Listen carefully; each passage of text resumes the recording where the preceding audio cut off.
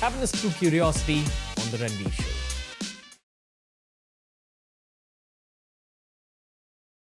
What is anxiety, and do you, as a psychiatrist, view it differently than a psychologist, or are you all talking about the same thing? Additional question: what is the biological aspect of anxiety? So let's try and understand a very broad understanding of mental illness. Okay? Biological factors, psychological factors, social factors. Sure. Very, very basic. Biology, not in your and my control. So if I have thyroid, my body is not secreting enough thyroxine. But can lifestyle factors alter this? Could I have prevented my thyroid by lifestyle factors? Probably not. I mean, again, I'm not an expert in this. Probably a colleague from endocrine would be able to answer that question better. But would my lifestyle have an impact on, let's say, my asthma? Yes. I've been told to do my lung exercises regularly. I don't. Just don't tell my doctor, right? But that's a fact. So if I don't do that, what is that doing? It's making my existing problem more. I'm more prone to relapses. So let's say if I am having any medical illness, including a mental illness, of course my lifestyle is going to have an impact. But to say that my lifestyle can prevent, or to say that if I were a positive thinker, the most cliche thing that you'll hear, be a positive thinker, it'll all be okay. But my illness brings a thinking which is opposite of positive thinking biologically. How do I do that? Because thoughts are also outcomes of your hormonal neurotransmitters. So biological is my genetics, my neuronal pathways, my neurotransmitters, that whole chemical locha thing. It's real. Can you go deeper into this? Yeah. So that chemical aspect is real. So for example, let's understand it like this. If let's say someone has depression. So serotonin, I'm just taking the example of one neurotransmitter. It's more common understanding people have about it, so I'm using that. Serotonin is low, which means because of certain aspects, serotonin supply in my brain that is required is not happening. You mean the average person has a certain amount of serotonin in their brain, which is not happening in this depressed person? Correct. Okay. A very basic understanding I'm giving you. So now, like how I have thyroid, or let's say a friend has diabetes. So that body is not making enough insulin. My body is not making enough thyroxine. Somebody else's body is not making enough serotonin. You will have to get that serotonin back. As simple as that. How common is this in human society? I'll ask you a question. Sure. I'll give you 2 buckets. One bucket, I'll put depression and anxiety. Other bucket, I'll put cancer, diabetes, chronic lung disease, COPD. Can you tell me which one you think would have more cost, let's say economic or overall cost to the society? Which one of these?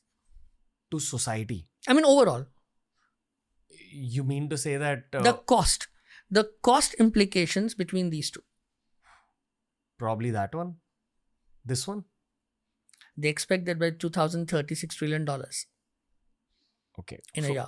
You're saying that this lack of serotonin situation... As in anxiety and depression as an illness, that is the impact of just these. This is the impact. And look at where our focus is.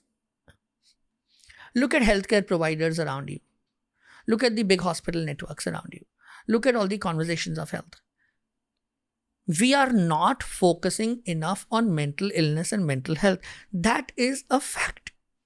We are neither focusing on it, nor is the intent there, nor is the investment there. But what is there is random chatter. And the chatter can range from अरे ये तो कुछ नहीं है. Facts to complete rubbish. And more importantly, advice which is absolute nonsense. So coming back to what you were saying, serotonin is low. So that's biology.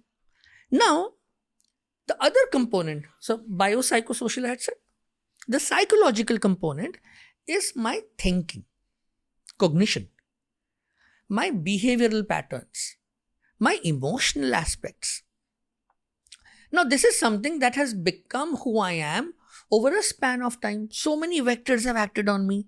Early schooling, parenting, upbringing, this experience, that experience, on a backdrop of my neurotransmitters which are there in my body, and then my social factors, which is my environment. All of these are playing a part in it. Your life story. Yes. And now look at the treatment. Let's say if I have depression or anxiety, I'm going to use medications. If I have moderate to severe, in mild I might not need the meds. Through meds, I'm correcting the biological component. Time and again, I'm going to say this, and for everybody listening, please respectfully take ownership of what you say to people who have mental illness. It is not a matter of choice. It is not their fault. It is not their circumstances. It's a medical illness. You don't blame somebody for having a lung disease. You don't blame somebody for having you don't blame somebody for having a thyroid illness or a typhoid. So you don't blame somebody and say it's your fault you had depression. That's nonsense. It's insensitive, inhuman, violating the rights of individuals. I think the problem that the average urban Indian adult at least is having is that too many young kids are self-diagnosing. Yes. That's the counter argument to I understand what you're saying. What you're saying is from the perspective that for decades it's been kind of brushed off. That there's no such thing as mental health. Why do you want to go to a psychiatrist? Have you gone crazy? You're coming from that angle, and we'll address all of that. That's a very important conversation. I also believe at this point that's more important as a conversation in Hindi rather than English, because people in urban centers have understood the significance of mental health.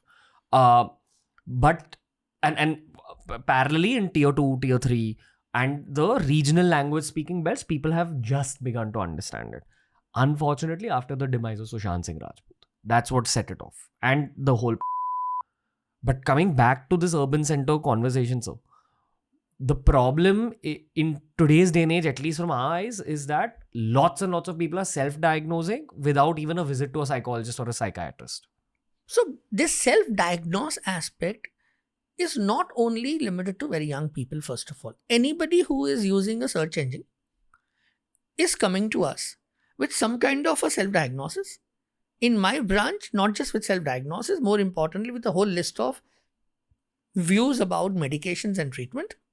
And you will hear all kinds of things that will come. People will come and say. You will still have people coming and saying that I think going to a therapist will make them dependent to the therapist. It's just not going to happen. I think the base level statement here is that don't self-diagnose as much as possible. And you will still, no matter what I say, you will still read. So I come from that place now that my default is expecting and accepting that certain things will happen. So I'm very chilled about it now. Okay. So, but yes, people are self-diagnosing. They keep coming with newer and newer terms every few days, which were not in medical textbooks, but now they keep finding their place, and everybody thinks that everybody around is having some kind of a problem. If you enjoyed this clip from the Ranveer Show, we've uploaded a ton of other clips related to a ton of other topics. So explore the channel because there's something for everyone.